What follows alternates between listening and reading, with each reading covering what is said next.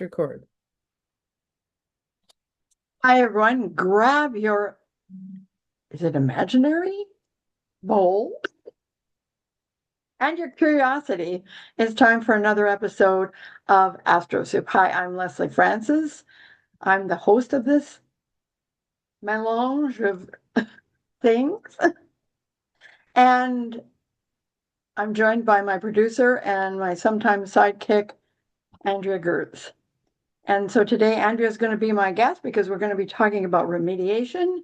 And she's going to use me as a guinea pig. You'll notice I didn't say pick on me because we're not sure exactly what it's going to look like when, oh, there it is. And oops, there. Oh, she's showing us her book. Um, you didn't get my permission to do that to start out with. Well, Just kidding you. we're unsure who the boss is now. No, I'm just kidding.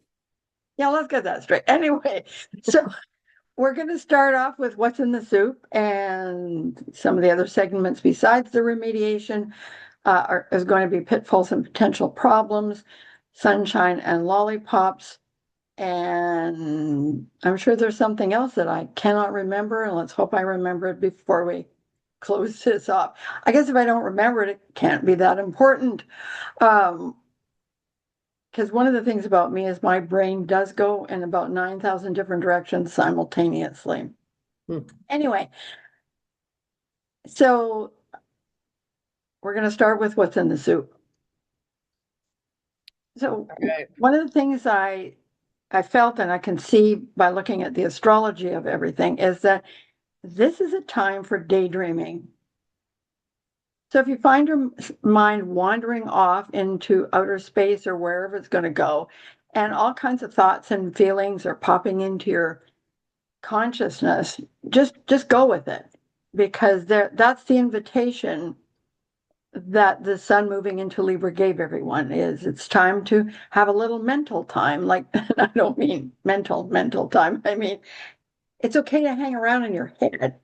Of course, you're talking to someone who considers um, uh, thinking to be a recreational sport. So you need to maybe take that into consideration when I share this. And really, it's not just my preference. It really is where the energy is taking us. And the challenge is to don't try to physicalize everything or manifest it immediately.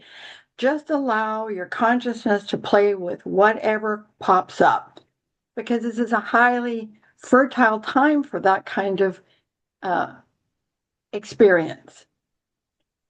And the energy is so strong around it, you don't really even have to invite it. You just need to sit back, maybe with a glass of wine or whatever, and you're going to find in the middle of things, suddenly you want to stop doing what you're doing because there's something that popping in, and it's going to, and you really want to pay attention to it.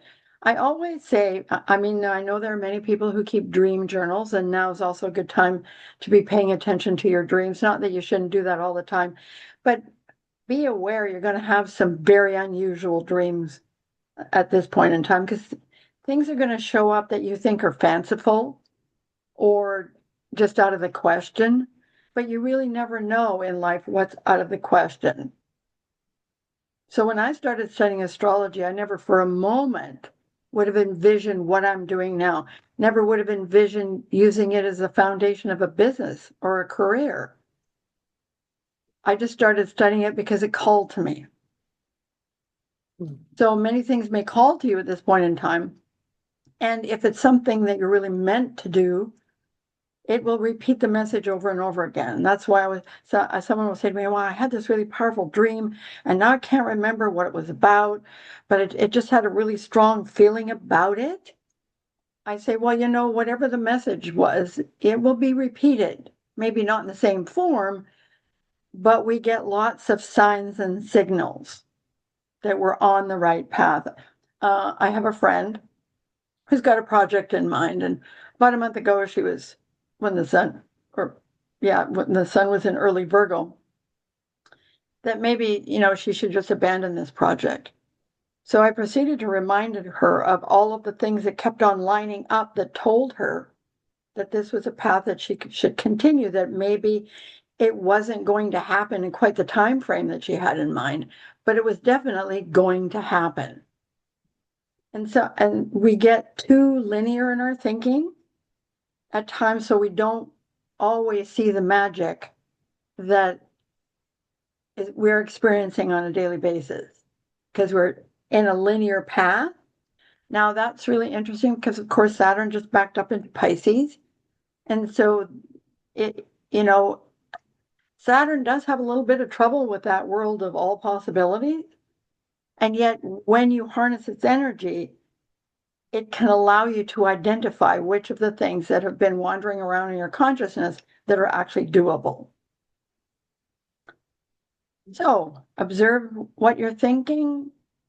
Know in your body which ones actually speak to you. Like sometimes that's how I experience it. Well, that's an interesting idea, but it doesn't have any energy behind it. It's like someone else dropped into my consciousness and said, wow, think about this. And I go, and part of me goes, yeah, that's interesting, but no. So it's such a fascinating time. And it really is a time right now where we need to be doing a little bit more of this because hope seems to have been in short supply lately. That's just my feeling about the way things are. So it doesn't matter whether what you're thinking matches reality at this point, because that's not what it's about.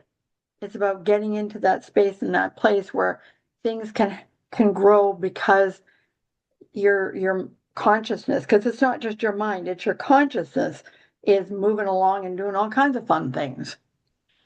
We don't always realize how expansive our consciousness is. Actually, I believe we're multi-frequency beings, but most of us just don't know that. And this is an opportunity to get in touch with that, the imaginative, the inspirational part of you, because everybody has it. Does it function the same way in everyone? No, it doesn't. That's it. We're all individuals. So let's move on. I'm sure there was something else I wanted to say, but currently it's not popping in. So we're just going to carry on. So now we're just going to look at the coming week and what's really moving and shaking in the coming week. Well, first of all, let's start with the cycles of the moon, because right as this week begins, the moon has just hit the first quarter point. And so there's the impetus to do something, to begin to physicalize whatever's been wandering around in your consciousness, that seed that you planted that I talked about last time, that you've weeded it, you've nurtured it, and now it's got its little tendrils above the earth. And so it's going to start to grow because there's light. And sometimes we forget that growing something isn't just about if you can measure it. Because of course Capricorn wants to measure it. So be aware that as this is happening, there's a lot of different ways to grow something and eventually physicalize it. And maybe I speak about that from the position of having been a writer all my life. So I start around in the middle often, and then things tend to fill themselves in. It's about finding your own rhythm. So the moon is going to move through, after Capricorn, it's going to move through Aquarius, Pisces, and then it's going to get to the full moon. And during this process, you will hit the gibbous moon phase, which is about adapting. It's about, being really clear what's actually working and what's not. Because gibbous is all about how does it function? Because you can have all the greatest ideas in the world. So when I was thinking about this morning, I thought about Thomas Edison. And the process that he went through obviously is very much reflective of the moon cycle, because he had an idea, light bulb. I know we don't. And where did he go from there? Well, he had, if my memory serves me correctly, and if I didn't research this properly, please forgive me, he made 100 prototypes before he found one that works. So when you look at that process, that is the first half of the lunar cycle. And interestingly enough, I realized that it was about light. So when he finally found one that worked, that's the full moon. Now, I don't know what he did with all the prototypes that he made, but it's a good image of how the first half of the lunar cycle works. So don't, when you're adapting and changing things, it's not that somehow you did it wrong. It's just that everything requires some editing, some being clear what works and what doesn't. I say that a lot. That's probably my Saturn and Virgo. So that's what we're dealing with. And while we're dealing with it, we're going through some interesting phases of signs that the moon is going through. So the Capricorn already wants to build it. It should be, but but the Aquarius energy could be saying, but maybe it needs some changes. And the Pisces part could be saying, well, I think that maybe you're leaving out some of the inspiration, or you're trying to make it too narrow. There's a lot of different ways to interpret that. I'm just sharing with you what my interpretation is. And what else are we dealing with? Well, Mercury is going to move from Libra into Scorpio, which is always a big shift because Libra is all about socializing and connecting with people. So during the Mercury and Libra part of the year, because we have it every year, there's I really, it's like you find yourself talking to people in all kinds of locations, like at the grocery store, walking through a parking lot, at your doctor's office. It's a time of connection. And we sometimes think that those momentary connections don't mean anything. They do. It's about creating the fabric of how we all connect, because that's what Libra is really all about. And as it moves into Scorpio, that energy starts to shift towards more of an inner communication with oneself, because Scorpio is always about digging to the bottom of whatever. And the other thing, of course, is I want to just say, so as Mercury moves into Scorpio, it's going to cozy up to our favorite person, Mars. And so you got to be a little bit careful during Scary. scary. So yeah, it is scary actually. And I'm going to say that this is in combination with Venus reaching attention communication with that total lunar eclipse. So you got to be a little bit careful about your mouth. We always think that Venus is loving and kind all the time. No, she can be a warrior. She can try to make things work the way she wants them to, because when we think about Venus, or as she is known in Greek mythology, Aphrodite, she's the one that set up the competition that started the Trojan War, because she wasn't best pleased with not being number one. So there's some energy in this week about being really careful about what you say. Because, that Venus is in Virgo, so it can get really irritated when things don't quite meet its expectations. And it can be a little bit critical when that happens. And so you mix that in with Mercury and Mars and Scorpio, and you never just know what you're going to say. So it's a question of take a deep breath, because Mars in Scorpio is not prone to taking a deep breath. Well, Mars in general isn't, but marry it to Scorpio. There's an emotional punch to it that there isn't when Mars is in Aries. Mars in Aries is just, well, I'm going to do what I'm going to do. And, oh, you didn't like that? Okay, well, whatever. Whereas when you mix it with a deep feeling nature, what can come out of that is a really positive things if you focused your mind and your intentions in a direction that supports what you feel passionate about. But if you are irritated in any way, because Venus is compulsion, and Virgo is compulsion, and Scorpio is obsession. And when they come together, it's you just really never know what you're going to get. So this is the part where, you really do have to take a deep breath. And it might be the Venus part that allows you to take a deep breath before you jump into the deep end without a life preserver, which we're going to talk a little bit more when we get to pitfalls and potential problems, because Mars is the biggest challenge to us in this particular cycle. The rest are kind of mild by comparison. And of course, when I say that, I should probably explain a little bit more. Scorpio energy, again, doesn't have, it only has two speeds, 0 and 180. And Mars and Scorpio just amplifies that. Because, of course, Mars would consider 0 to be a speed at all. It would consider it to be a prison, actually 0, not do anything. That's not possible.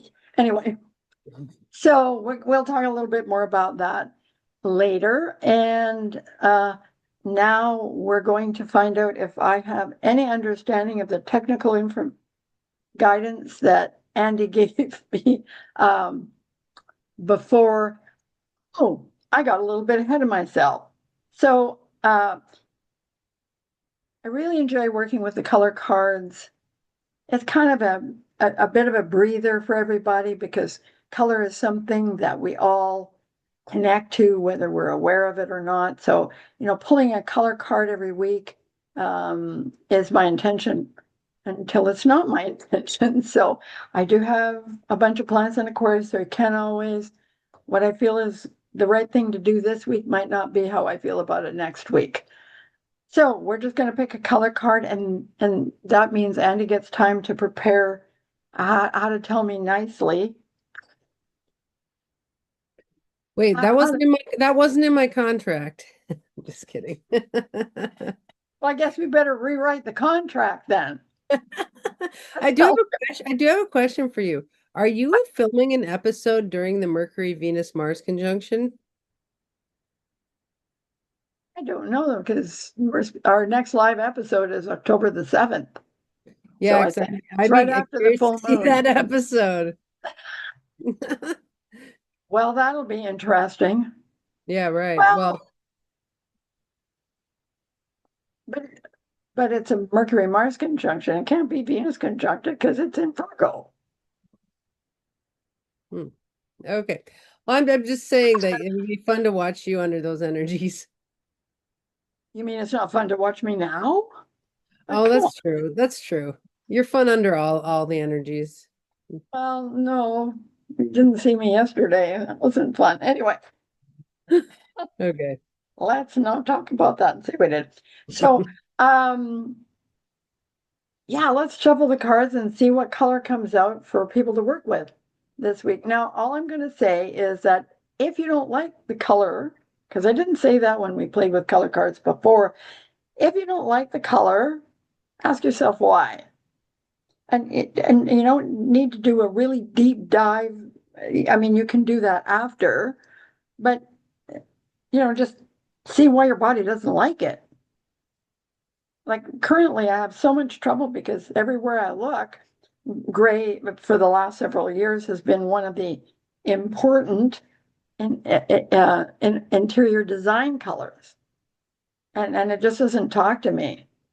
And of course, if you've seen anything before, I got blue walls here. I have turquoise cupboards in my kitchen and in my bathrooms, and I live at latitude 53 north. And when winter shows up, if I want to see neutral, I can look outside. So and I found that since I renovated my house and those colors are present, um, I don't get a lot. Not that I really ever suffer from seasonal affective disorder, which happens to a lot of people who live at northern latitudes because everything seems to be the same color. I did notice though that in the wintertime, I remain happy and reasonably content. And I say reasonably because, I don't want to come across as all the time. Okay. So I need to say that always when my kids were growing up, I would make faces and it would always make them laugh. So apparently I'm in my element today. Okay, let's focus on this. Oh, Are we allowed to laugh while you're shuffling? You're allowed to do whatever you want. You're my producer. I Okay. within well, I don't even know I was going to say within reason, but I apparently Yeah, that's not in my don't test, contract. don't So, tempt me. Don't tempt me. oh, that's okay. You can. Oh, you said tempt me, not test me. Yeah, either one, either one. Either one. Okay. So the color O is cherry. Isn't that pretty? Wow. That is And what it says on there is live an extraordinary life, which speaks to something that I knew I'd forgotten to talk about, something which is passion. Too often we associate passion with love, I mean, interpersonal love, and with sex. When passion is really about living a vital life, about finding the things that really light you up like a Christmas tree. And that is one of the positive things about Mars and Scorpio, which we will talk about a little bit later.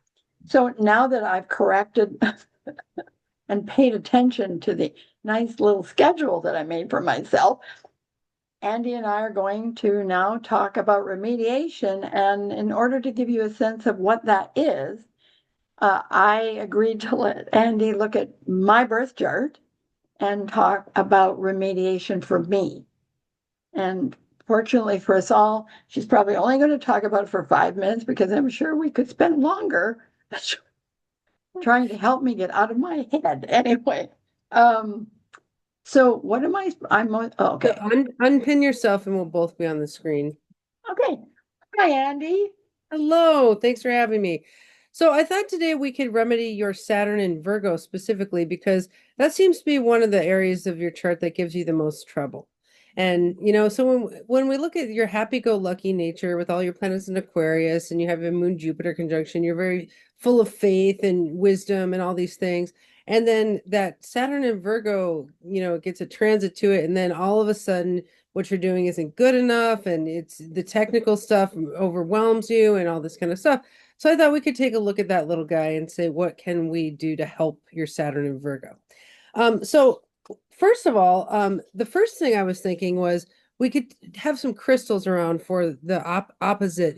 Sometimes when we look at remedies, we look at the opposite energy. If we're being too Virgoic, too critical, too picky, too perfectionistic, we can look at the opposite sign, which is Pisces, which holds a very different core set of values, which is go with the flow. Everything's beautiful under God's green earth.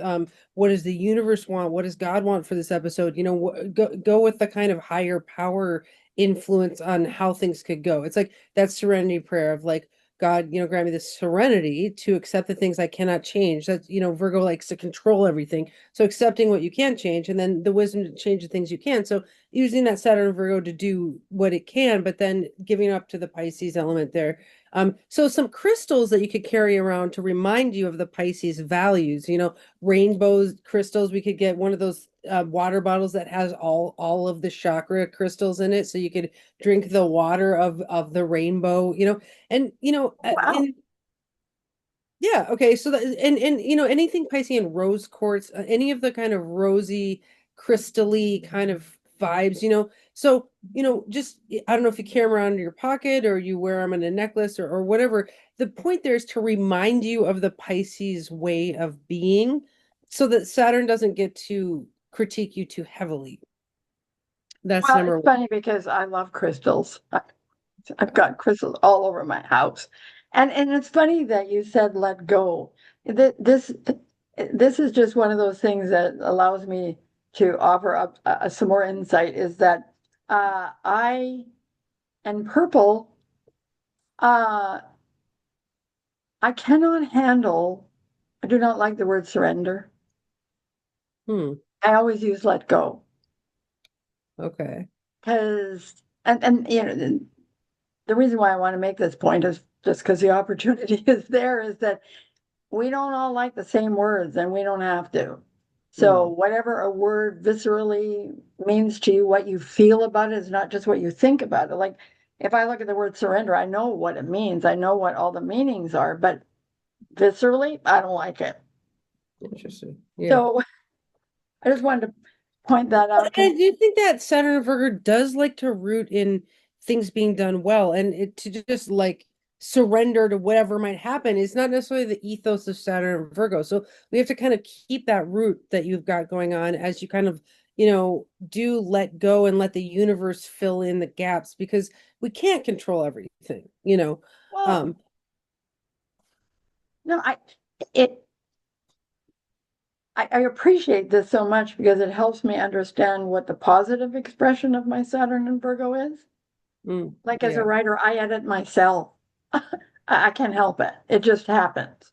yeah, I can't let let give something up, because I've written a couple of books. I can't do that unless I have read every sentence that I have written, and I do it as I go along. That's a positive expression of my Saturn and Virgo. The absolutely. other Yeah, parts are a little bit more challenging. yeah, and that's what we want to remedy is the parts that are beating you up and the parts that are making it hard for you to function. And so I think, one of the things we do is look to the opposite, which we just did. But then the second remedy I would provide is to actually live in the Saturn and Virgo and let it express in ways that are not detrimental to you as a human. So, instead of critiquing the self, which is the one that we don't want, let's give that Saturn and Virgo 10 activities to do that are Saturn and Virgo, but they're not directed at you.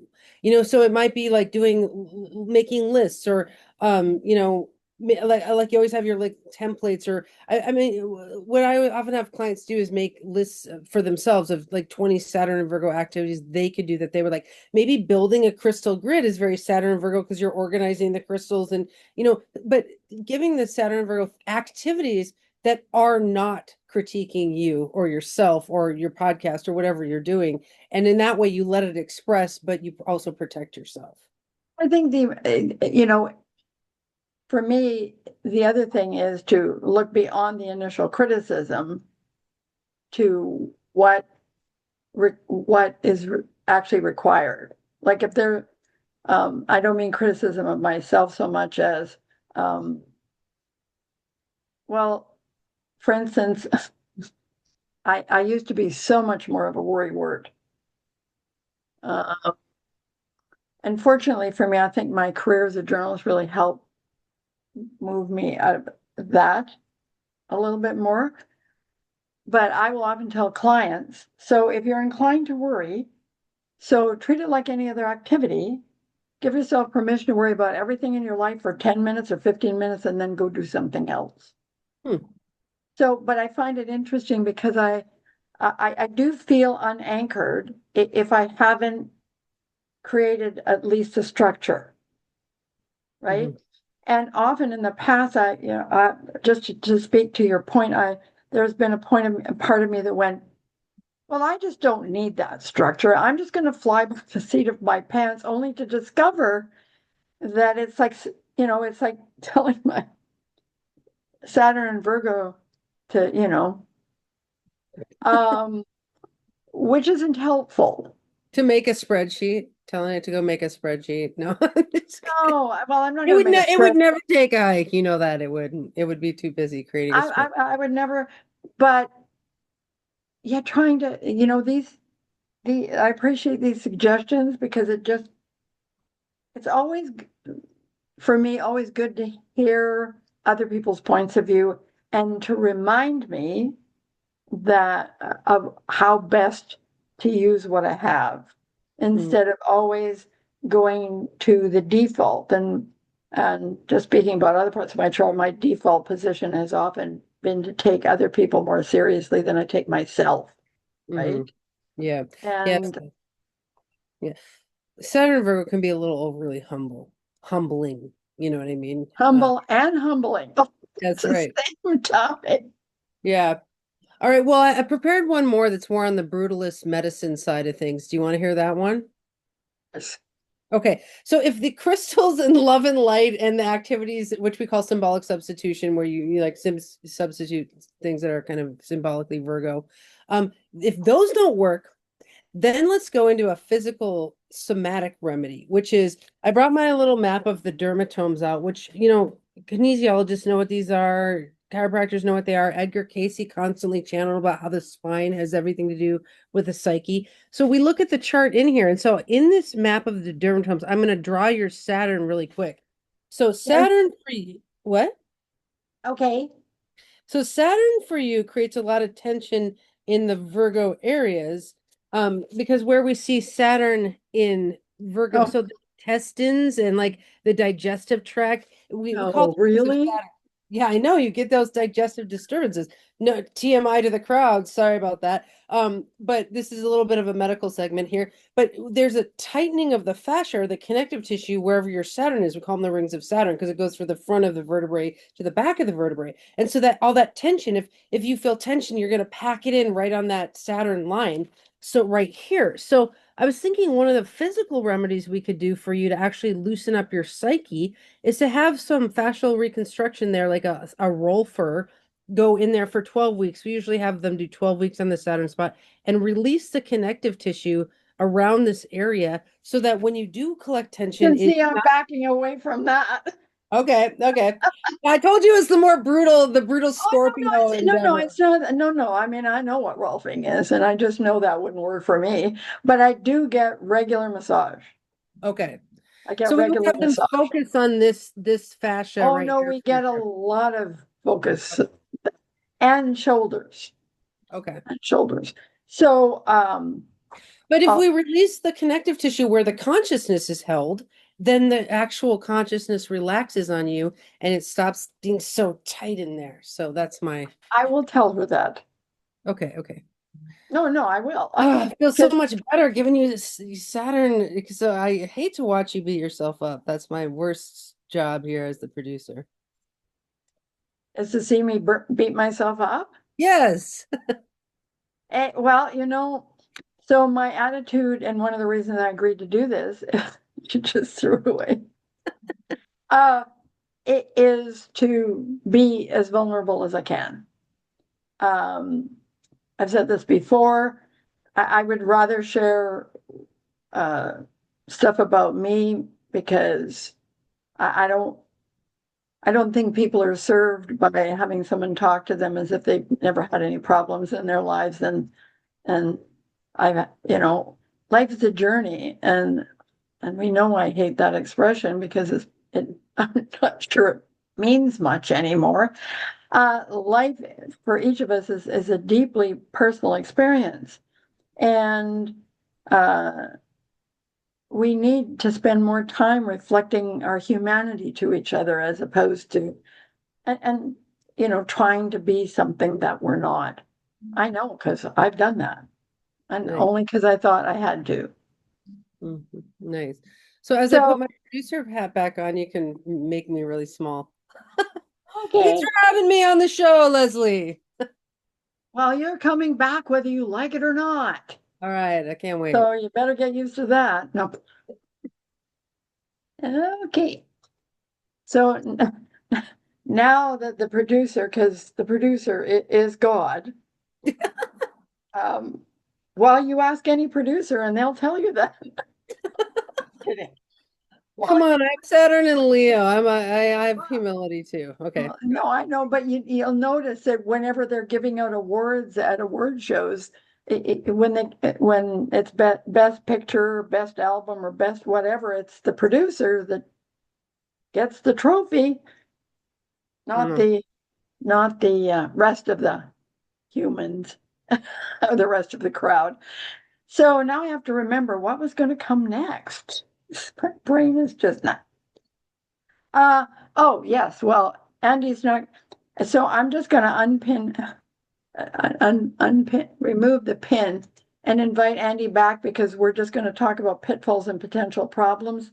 And I'm going to share the energy, and then she's going to share the remediation. But at least we had a break where we move things around so people don't get bored.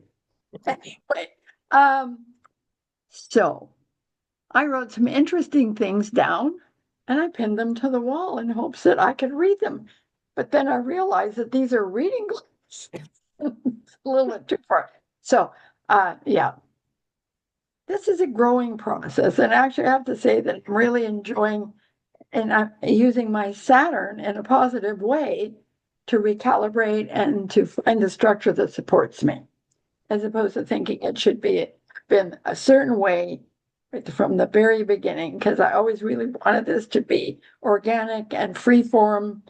And then I tried to apply too much pressure to it and too many expectations. So right now, this is where we're going to talk about Mars and Scorpio again.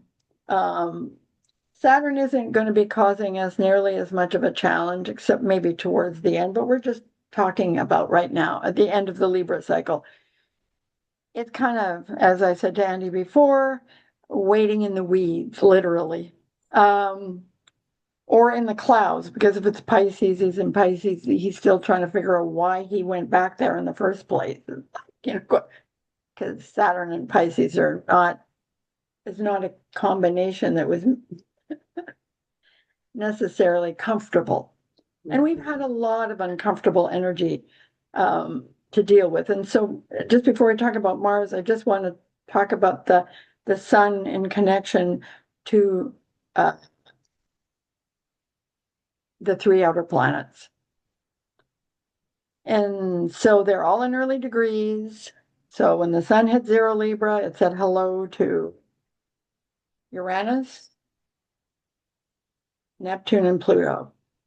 And it created a configuration in astrology that we call the kite, which speaks to what I was talking about before. Be open, allow all the ideas and whatever floating around in your it can be images. It doesn't have to be a word. It can be images.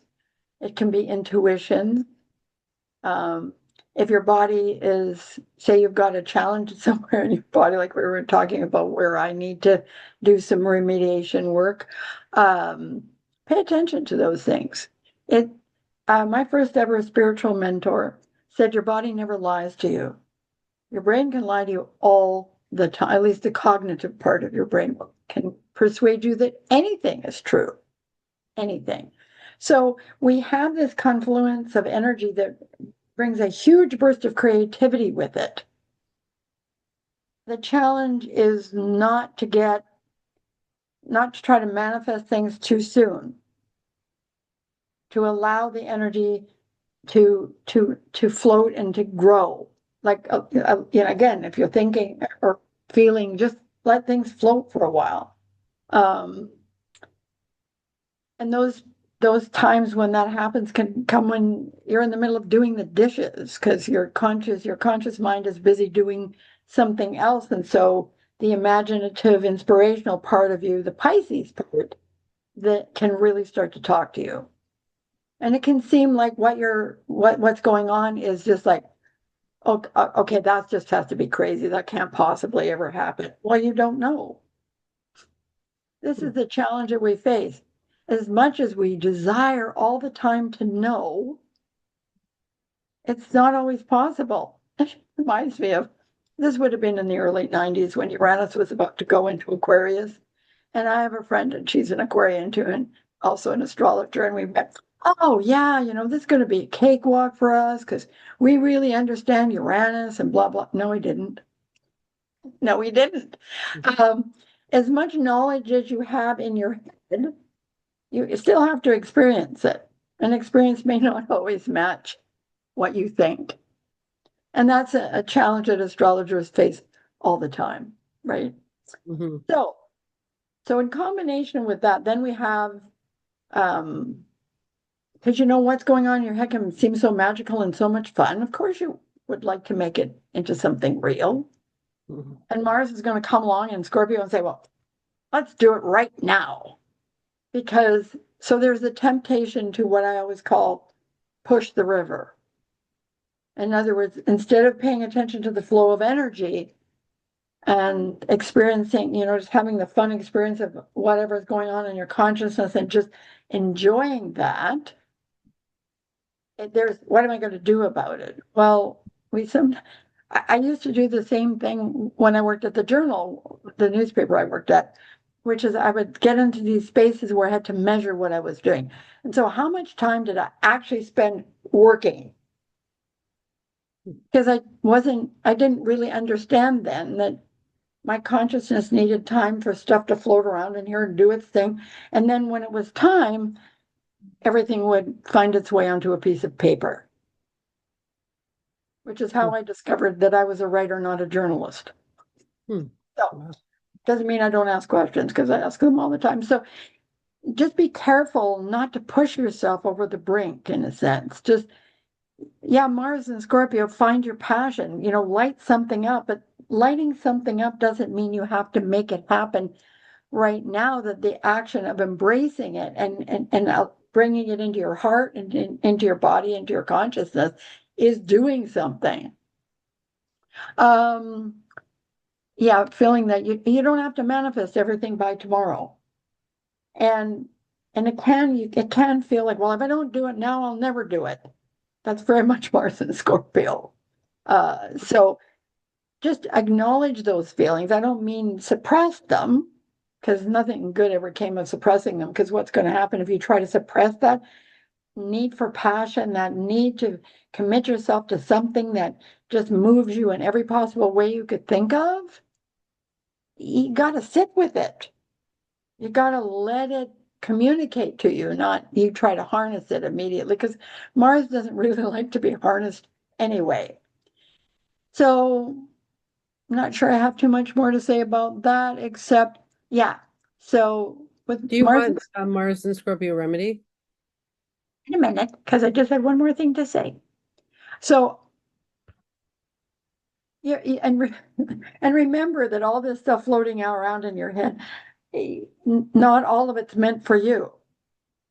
And I know that sounds strange, but we are all connected on what I like to refer to as the psychic freeway. So stuff is going to pop into your consciousness that seems entertaining, but that doesn't mean it's meant for you. And the only way that you can define that is to see how you respond to it. Now, sometimes we're going to push away things that are really meaningful, but they'll come back. Because as I've learned throughout the course of my life, whatever you're called to do will keep coming to the forefront. I've been talking about doing this podcast for at least 2.5 years. And I kept on wondering how it was going to manifest. And then Andy did a workshop for our astrological group here and mentioned that she produced podcasts, and all the bells and whistles and the lights went. And it's like, okay. So again, one of the challenges that we face is learning to trust ourselves and trust our energy. And that is, I'm not going to tell you it's easy. And I know there are lots of people out there who have all kinds of techniques, and whatever helps you free up your creativity and your inspiration, you go for it. It's just we can do things with ease by embracing what's important to us, but the expectation that it's going to be easy is one of the biggest challenges that I think we face. So, what did you want to say about a remediation for Mars and Scorpio? Well, I think if we do the balancing act again, where we look to the opposite sign of Taurus, which is very peaceful and, passive in some ways. I love what you're saying that Mars has that in Scorpio has that impetus to like be a little bit too quick and pushing. That easiness of Taurus is so patient. And if I get out my little room of signs, see, here's the Taurus room. See how peaceful it is in there, and there's flowers and nature. And so it's Wonderful. So, can we see the Scorpio one just so we can see what we're Here- balancing out? Here's Scorpio. It's all zombies and skulls and spiders. Oh, Well, yes, we did talk, we did forget to talk about Scorpio being the sign of death and rebirth, yeah, which is always important because, you know, it's sometimes hard for us to let things die in our lives because we think that our survival is tied to that, yeah. whatever Yeah, that just think if is. we look at Venusian stones, herbs, because Taurus is a Venus world sign. Stones, herbs, gems, activities, anything Venusian, it can kind of balance out that pushing Mars energy. Great question. So, say for instance, you want to choose a particular stone. Can a person If they set the intention to find the one that works for them, that's going to help them balance out this energy, does it have to be a Venus ruled stone, or can it be anything that they're attracted to? Well, I think there's a different theoretic there. We have to say, is the actual chemical or mineral makeup of the stone altering the aura? In which case, we would want the correct stone. If you have a bunch of lava rock that you're holding in your hand because you were drawn to it, which heats up the aura, like that would make more Mars and Scorpio energy. So I think within reason, I mean, we have to get a stone that is has the So appropriate what you're property. saying is that, well, I mean, the only reason, and you picked a good stone, because if we're talking about passion, lighting up your passion, but you could have that in your environment, but you might not want to carry it, Yeah, maybe. right? Yeah, I mean, I think you do have to be kind of theoretically correct, but at the same time, I hear what you're saying. There is kind of a, not placebo, but there is a kind of mental manifestation quality to picking your stones. And in some ways, whatever works for you, as long as the intention is to remedy those Mars Mhm. issues. Well, and I could get into trouble saying this, because I have taught workshops on dowsing and crystals and stuff, and said, you, if something really calls to you and it belongs to you, you can program it to do whatever you would like it to do. Now, I tend to take a much more laissez-faire thing. I don't necessarily program any of my stones to do much of anything. I just, yeah, I mean, unless I have, like, I have a piece of kyanite on the table that I use when I'm doing readings, and I program that piece specifically to protect me from negative energy. Mhm. Uh, Yeah. and I mean, I love symbols of all kinds, and I think that. So I just wanted to ask that question because I wanted to ask that question because I'm sure somebody else might have had that question. Well, you're the Um, boss. You can ask any question. I am the boss. Yeah, time check though, just so we didn't know we're at getting to time. Okay, so I'm sure that we pretty much covered everything. The only thing in closing was I could not find, like, my brain just went sideways when it came time to figuring out what to do for what's up, which is a segment at the end, which I always try to end with something positive. So I thought, well, I'm just going to pick a card, but at the very last minute, it was like pick a card from the soul coaching book. And I think this is really interesting. This one is called Beauty. I am deeply and profoundly beautiful. Oh, you So are. I don't mean me specifically, it's for everybody else. And I know I'm resisting taking it in, and I will finish resist. I will move through my resistance after I sign off. So, anyways, I want to thank everyone for tuning in to this podcast. And until the next time, be true to yourself.